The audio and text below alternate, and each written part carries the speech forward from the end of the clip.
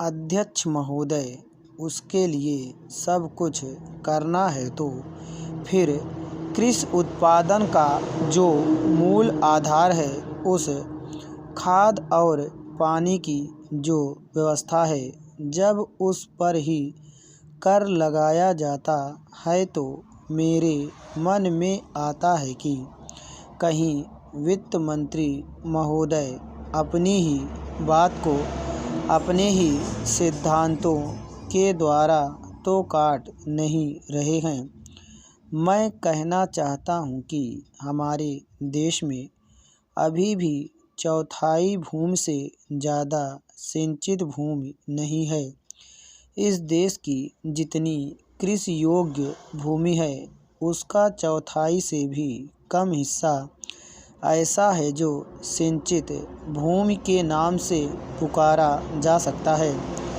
मेरी राय में अब समय आ गया है जबकि पिछले 2-3 वर्षों की नीति पर फिर विचार किया जाए और एक मात्रा में घाटे के बजट का सहारा लेकर ही सही आर्थिक तथा सामाजिक विकास योजनाओं की गति को बहुत बढ़ा दिया जाए।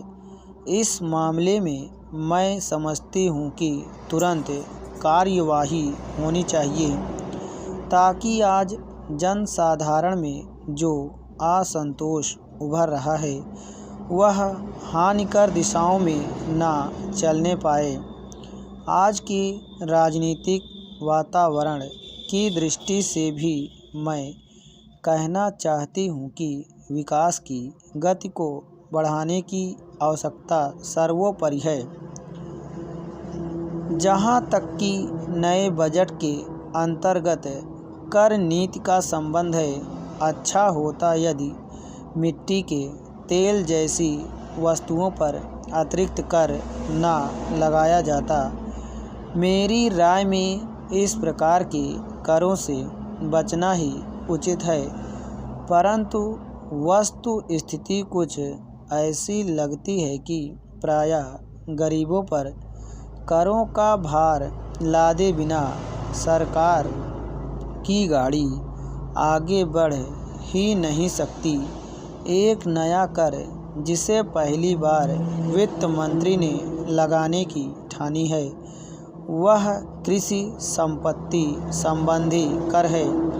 अब से पहले कुछ राज्यों में कृषि संबंधी आयकर लगाया गया था, परंतु उसके प्रशासन तथा वसूली आदि में इतनी कठिनाइयाँ आईं कि राज्य सरकारों को अपनी नीति बदलनी पड़ी। बात यह है कि जहाँ करोड़ों अनपढ़ तथा गांवों में बसने वाले किसानों पर हिसाब किताब रखने और रिपोर्ट भेजने की जिम्मेदारी लादी जाती है, वहाँ ऐसा कोई कर सफल नहीं हो सकता। उल्टे उसके कारण लाखों लोग कई प्रकार से सताए जाते हैं और फिर वे लोग सरकार से नाराज हो जाते हैं। इसलिए पहले देखना यह पड़ेगा कि यह कर कितने कृषकों पर लागू होने वाला है और उससे कितना रुपया कर के रूप में वसूल होगा।